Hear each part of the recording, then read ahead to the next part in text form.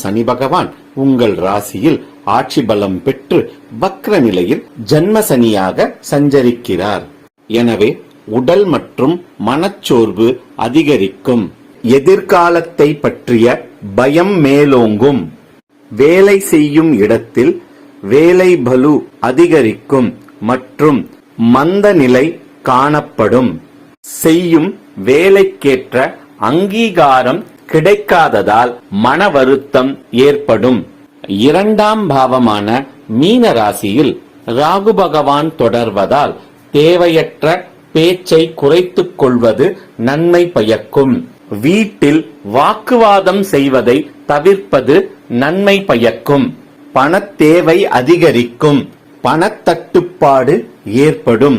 பிறரிடம் பேசும்போது தனக்கு அனைத்தும் தெரியும் என்ற எண்ணத்தை மாற்றிக்கொள்வது நன்மை.